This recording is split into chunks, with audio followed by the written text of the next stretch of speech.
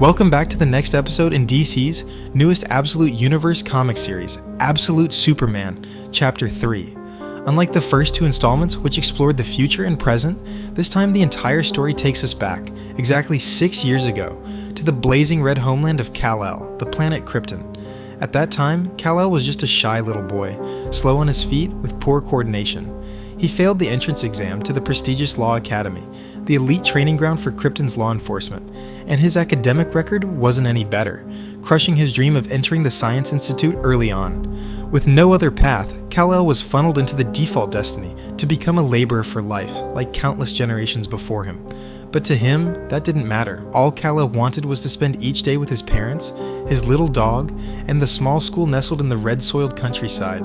He loved his homeland, the way sunlight spilled over violet plains, and he was proud to be a worker's son.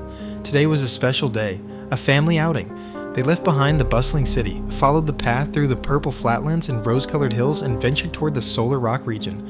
Kal-el ran ahead in excitement, already looking forward to the morning fishing trip. But then, the atmosphere shifted. His parents, Joel and Lana, exchanged anxious glances. Finally, Joel spoke the words they had been dreading. "Son, Master Nye came to see us. The good times are over." Kal-el covered his face as if he just heard the end of the world, but in truth, his offense was merely that he didn't use AI to do his homework, unlike the rest of his classmates. That tiny act was, in fact, a quiet rebellion against the totalitarian education system and the 1,000-year-old traditions of the Science Union. Kal-el pouted, "I write by hand because it makes me happy." Lana chuckled, Joel tousled his hair. They had already prepared for this day. Not using AI might cost you points, get you bullied, even isolated. But if you truly believe in what you're doing, then keep doing it, they said. "We don't care if your grades are high or low. We just want you to be true to yourself. You are the most empathetic, perceptive child we've ever known. You'll find your own path." Those words moved Kal-el deeply. He grinned from ear to ear. "I don't know what I'll become when I grow up, but I'm sure I'll stay right here." The family watched the sunset stretching over the violet plains. But only Kal-el truly enjoyed the moment. His parents, though, couldn't hide their melancholy. How could they tell their son that everything he loves will one day be destroyed? Joel couldn't take it anymore. In silence, he stepped into the cavern, grabbed his geological hammer, and began collecting samples of Sunmaster crystals, the only known mineral capable of powering their last hope. And from that very place, a green toxic plume slowly rose from the earth, heralding an unavoidable crisis. That night, in the small house nestled within the red soil, young Kal-el Suhai accidentally overheard his parents whispering troubling things. From that moment on, something in the air changed. Home no longer felt the same. His parents grew quiet and distant, rarely spending time with him. They buried themselves in the garage day and night, assembling something Kal-el couldn't comprehend. The house gradually filled with solar crystals, yet his mother kept saying, "It's still not enough," while his father warned, "We're running out of time, maybe months left, or worse, just days." They argued about presenting the evidence to the Science Union. Kal-el's mother feared her husband would be labeled insane. "If they cast you out, don't argue, just retreat." Hiding behind the door, Kal-el listened, confused and heartbroken, unable to grasp what was happening. A soft bark from Krypto, his beloved dog, pulled him back. As he followed Krypto outside, what he saw froze him in place. Beneath the harsh red sky, once plagued by acid rain and magnetic storms, a swirling green radioactive cloud rose from the ground, destroying every living thing in its path. Kal-el watched creatures fall lifelessly, their eyes wide open, innocent, terrified. For the first time, he truly felt fear, helplessness, and rage. The wave of toxins surged across the fields, scorching the land, driving animals mad, killing fish in droves, boiling seas, and flooding the world with agony. And then, like a slap across the face of truth, the Science Union simply declared it a minor gas leak. Schools didn't close. In fact, they organized a field trip to the very city where the disaster happened. On the train to Kando, while classmates stared excitedly out the window, Kal-el quietly opened his laptop, typed out everything he had witnessed, and posted it on the school's news board. But by the time they arrived, his article had been wiped clean. Even the files on his computer had been remotely deleted. The school called his parents in for a meeting, while students were taken to the Science Union's headquarters for a so-called educational tour. At what was once deemed the radiant center of knowledge, the entire building stood eerily empty. Teachers offered no answers. "They're out on assignment," was all they said.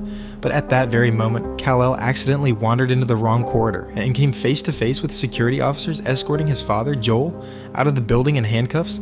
"Joel, clothes stained and torn, shouted desperately while being shoved to the ground. "I just wanted to deliver the evidence. I've done nothing wrong." But no one listened. They charged him with spreading dissent and defying the law. Kal-el rushed forward, screaming in anguish. "No! Stay away from my dad!" His cry echoed throughout the hall. He clenched his fists, yelled again, and for the first time the dormant power within Kal-el began to stir. But before he could act, an officer slammed him to the floor, leaving the boy curled up, powerless, forced to watch as his father was taken away, without a single chance to say goodbye. Back home, panicked and breathless, Kal-el immediately recounted everything to his mother. Upon hearing that her husband had been seized by a unit bearing the insignia of Zed, the elite law enforcement class, Lana remained eerily calm. "Don't be afraid, son. You and I are going to rescue him." In that urgent moment, she gave Kal-el a chilling directive. "If we fail, go back to the garage and call Saul." Confused, Kal-el asked, "Who's Saul?" Suddenly, a golden light flared. From a secret weapons chamber, Lana pulled out a massive gun, and it spoke. "Hello, user. I am Saul. How may I assist you?" In that instant, Kal-el understood. This wasn't just a weapon. It was a living artificial intelligence. Powerful, loyal, and housing the strength of an entire civilization. Without another word, Lana donned the Saul armor, a sleek green battlesuit with a glowing belt and the iconic red cape, a prototype version of Superman himself.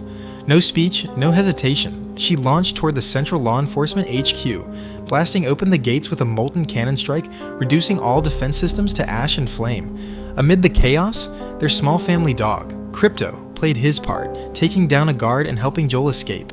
Crimson fireworks lit up the blue sky, and within that apocalyptic digital painting, Lana, with her colossal weapon, and stood tall, radiant, and more powerful than anyone on Krypton. As the couple embraced, having freed Joel, a horrifying realization hit them. Their son was missing. Meanwhile, Kal-el had snuck deep into the central core alone. What was strange was, there were no guards, no soldiers, no leadership, no trace of the Science Union's presence. Every system was empty, the only thing remaining. Starship blueprints flashing on the monitors, revealing the chilling truth. The Science Union never intended to save the people. They planned only to flee this dying planet. When Joel and Lana finally found Kal-el, the boy already knew everything. On the way back, the two parents tried to explain, but Kal-el interrupted. "I know. The enemy is going to destroy Krypton. I also know. You plan to send me away in the spaceship. Alone." Tears streamed down his cheeks as he whispered, "I don't want to go. I don't want to leave you." Without hesitation, his parents pulled him into their arms, comforting the sobbing child. Lana gently whispered, "You are an incredible child, and you almost guessed it all. But we would never send you into space alone. Our whole family will go. Together." The three of them rushed toward the secret hangar. There, a massive spaceship awaited, its hull forged from solar rock crystal, its core powered by magma-like energy, the absolute limit of what working-class technology could achieve. Their plan was to bring their relatives, neighbors, anyone they could save, because save as many as we can was all they had left. As Lana integrated the Saul armor into the ship's systems, Joel received a shocking transmission from Kando City. The entire Science Union had known about the planet's impending doom, yet chose to hide the truth, secretly building escape ships for the elite to flee. The news was now being broadcast across the world via AI. In that moment, Joel and Lana turned to Kal-el, their eyes filled with pride and belief. Though still a child, Kal-el was already a true reporter. Standing before the spaceship's gate, Kal-el looked up and asked, "Where will we go?" The answer was left unspoken, for this marked the official end of an era for the planet Krypton. The small family stepped aboard the ship and the beginning of a fateful journey across the stars. Suddenly, the scene cuts to present-day Earth. In the quiet town of Smallville, inside an old nursing home, an elderly woman whispers into the night, "My angel, where have you been? Fly back to me." It's Martha Kent, lying alone in bed, reaching out as if to embrace a shadow in the air. On the bedside table sits a faded photo, an older couple standing next to a young man with black hair and eyes bright as starlight. A nurse murmurs, "She never had children," then hesitates, at least none that we have records of.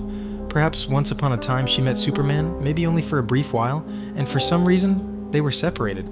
That moment leaves us with a lingering question. What truly happened during Absolute Superman's journey from the planet Krypton to Earth? And why did he part ways with those he once called family?